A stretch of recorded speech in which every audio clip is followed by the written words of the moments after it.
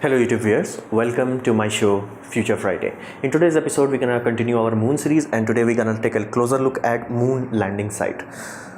So a brief overview you have to understand about landing spots is that we just don't pick them randomly. There has to be a lot of consideration, a lot of data gathering before we make any decision. And each spot, no matter what you want to do, each spot will give you some pros and some cons. Let's say you want to study the geological aspects of moon. You want to land inside a crater, but let's say you want to study the basically sky using the moon itself. You want to land in a place where you get clear view of the sky. That won't be in the bottom of a crater because the horizon will be blocked by the rims of the crater. So every place that you can choose on moon will have some pros and some cons. So you have to figure it out based on the mission parameter. So all the mission that we went on moon using Apollo project, they were carefully selected for that kind of mission. They were like, okay, we are going to the moon for a national reason, might as well do some science with it. That's why not everything is landed in the same spot. So in recent discussion, everybody wants to go to the pole. Now, why they want to go to the pole? First reason, core reason is it has 24/7 power. Now you have to understand, at pole you are not actually spinning. You are at equator, you are spinning very fast, but as you get closer to the pole, you are technically not spinning. Now of course you are still spinning, you are going like this, but you're not spinning very fast, so you don't have that day and night cycle. And on top of that, there are certain places, because there has a crater been created recently, and recently I mean few million years, the rim of the crater is so damn high that at that place there is 24/7 power. Basically you put solar panel there, done, you're gonna get 24/7 into 365 power. So that is very crucial. Like, you want to survive in space, you need matter and you need energy, and that takes care of the energy aspect. On top of that, because the depth of the craters does not receive sunlight, there used to be thought that there might be ice there, but it's a recent advancement in our astrophysics and the fact that India crashed impact probe into that and finally figured it out. Yes, there is ice there. Like, there is no discussion about it. Question is, how much is there now? Now some people suggest there are a few hundred tons to a few million tons, but it's basically, to give you the context of that, it's basically from a small pond to a large lake, but it's not a sea level. Do not think it has more than enough water. If humans go there and if we truly start to do something, we're gonna run these places dry very quickly. So that is also the second reason. Like, if you can bring the water right directly from there, it's amazing. You can make rocket fuel from them and you can survive based on that. And there is one consequence of that. That area is very small. That rim of the crater that I'm talking about, where you have 24/7 light, if you have to take a basically lander and you have to land it exactly there, good luck with that, because at that scale, like I'm talking like traveling at orbital velocity and then slowing yourself down and directly trying to land there, it's very tedious. Even a computer will have hard time processing that kind of information and making sure the landing is correct. And the biggest hurdle with that, it's not that computer can't do it, it's simply because if you have any plus and minus, anything that happens, the leeway to recovery is zero. Basically you have to land on top of a Mount Everest. That's what you are trying to do. Basically a bad idea. You don't land your helicopter on top of Mount Everest. That does not work. So that is the first aspect. And on top of that, the area, overall that area that is exposed to sunlight will give you few good megawatts, but not hundreds and thousands of megawatt if you want to industrialize the moon. So the total area benefit is not that great. And in terms of orbital mechanics, landing there is a bit more trickier than landing near equator. That's why if you see all of the Apollo mission, you will see it's more like a circle from, like, let's say this is the equator, they made more or less circle. Going to the pole is very difficult, be it Mars, be it moon. Going to the pole requires a bit of extra tigdom.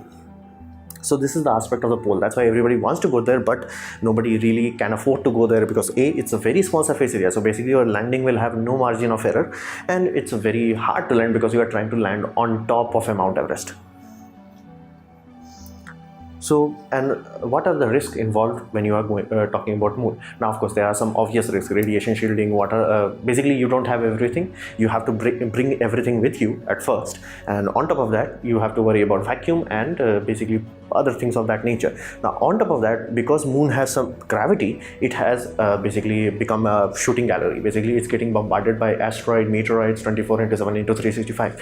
Generally, because moon's super large surface area, it does not affect any small site. But if you are trying to spread on top of moon, either you do it underground, and when I say underground, I really mean underground, and I'm not talking like few meters of regolith is gonna protect you. You have to go kilometers deep to make sure, because impacts that happen on moon surface, that can range from okay, minor inconvenience to like, yeah, it's a big ass nuclear warhead. Because recently a lunar impact was captured on camera throughout the planet, and I have provided the link down below, is that it was so bright, the impact was so bright, it was seen from Earth using normal minor telescope and normal cameras. It happened during eclipse, and you have to understand this. It is so bright that you can see it using normal camera from 300,000 kilometers. Let that sink in. It's 1 light second apart, and it was not a laser that was pointed to us. So just try to understand the impact, basically the impact energy there. It's very powerful.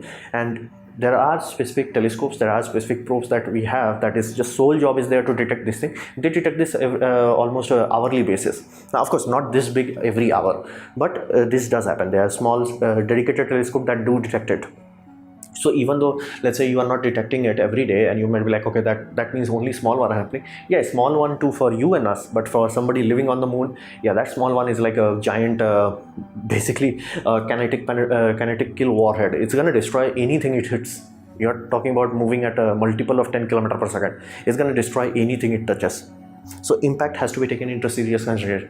At early stages we cannot go deep underground, even though we want to. It's just not feasible. So early stages we simply gonna employ a lot of radar station covering the whole moon and give us a very good coverage and figure out where the impact's gonna happen. On top of that, the surface is basically not stable because we haven't actually landed there and stayed there for a very long amount of time. So that way we do not know what kind of impact the temperature has, because you have to understand day-night cycle is 15 days long, and how eclipse affects these things. There are other things that happens. We don't have enough data, and on top of that, because it's kind of sandy, if you really want to understand the surface of the moon, it's more or less like a desert. It's literally not very stable. Then comes the basically big daddy, solar flares. Now we are ludicrously lucky that all the moon mission we had, no solar flare happened in the direction of basically Earth and moon. If that happened, astronauts would have been radiation poisoned instantaneously. So but there is one good thing about it. Even though this is very powerful and very radioactive, and like very charged particle in them is like very dangerous to living creatures, it cannot go through the moon. Basically, let's say this side of the moon is exposed to solar radiation and solar spectrum, solar flares. Basically, it will not go through the other side. It is not that powerful. Basically, even if you are below the regular surface, let's say below few meters, it will not harm you. However, if you are on the other side, no matter what happens, it cannot touch you. The benefit of solar flare is that even though our detectors can detect it, and even though this is moving 15% speed of light, we can transmit signal at light speed. So we get quite early warning when it comes to solar flare. Even, and I'm talking about early warning in sense of like, not that it's gonna happen 10 days from now. Oh, it happened, solar flare happened, it's coming to you. This is the ETA, 2 minutes, 5 minutes, 8 minutes, whatever have you. So we receive the signal from sun, let's say in 8 minutes, the solar flare will take you upwards of around 15-16 minutes. So we do get 10 minutes of warning, which in case of International Space Station is long enough warning that they will be put into the central area where they have a lot of water bags to act as a radiation shelter. So that is the reason you want to have something where you can go either deep into the moon or on the other side. At the other side you are perfectly safe. No matter how powerful this becomes, it will not reach the other side. Basically, you are, if you are in the shadow of the moon itself, you are protected, 100% protected. So these are the risks, not a small risk. So how are we going to tackle it? If you really want to make humanity last on moon, we have to have 3 landing sites. Now the reason for 3 landing sites is the same as why we have 3 phase. Basically, at any moment in time, you will have solar farm, whatever, working in the 3 places. One would be at 100% power capacity, which is nice. And if let's say you make every spot that you have, every spot of colony you have requires 10 megawatt of power, you're gonna have 30 plus watt of solar panels. Simple reason, because whichever part is exposed to the full sunlight, it will provide the power throughout the moon. Basically, one side that is facing the sun, one side that is in the shadow, another side that is like in the twilight zone.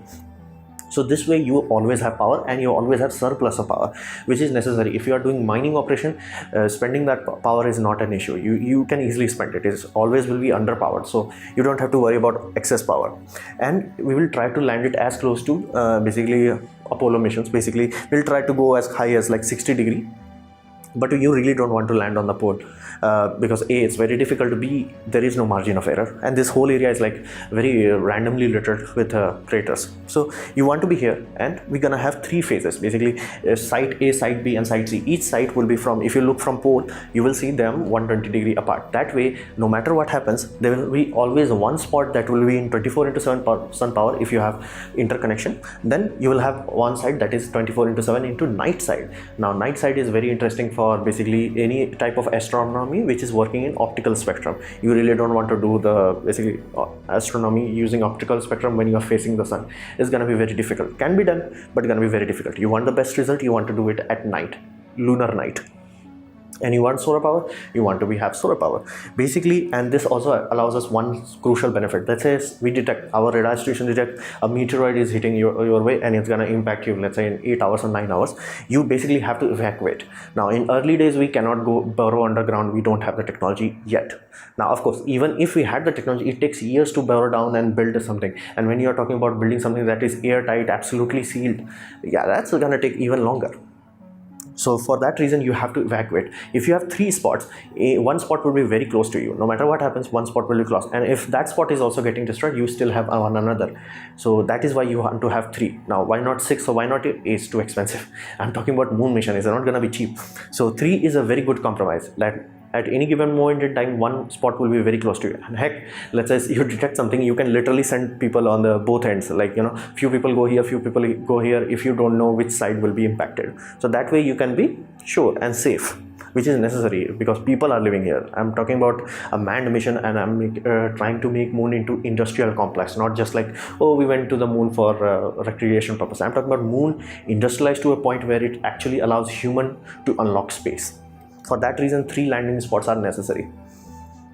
On top of that, we have to interconnect them. As I already alluded to in last slide, is that these three to be connected in three core reasons: data, power, and transport has to be there. Now, transport part we have already figured out. Data part we can rely on optical fiber, because of the optical fiber that is made in space, aka International Space Station, is multiple times better than what we can make on Earth. So even a very thin light cable of optical fiber will not weigh too much. Basically, we are talking about 1 or 2 ton, and you can cover the moon with it.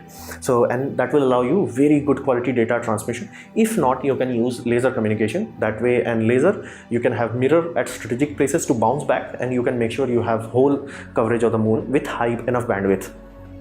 On top of that, you need power. This is the biggest hurdle. How you going to transmit megawatts of power? And I'm talking about the infrastructure in terms of how we have on Earth. Basically, something big, something robust, something that can take hundreds of megawatts. Of course, we're going to lay down the foundation will be with 110 megawatts, something like that. But of course, it has to be capable enough of, either it should be easy to upgrade, or it should be powerful enough from day one that we can keep expanding our solar farms until very long in the future.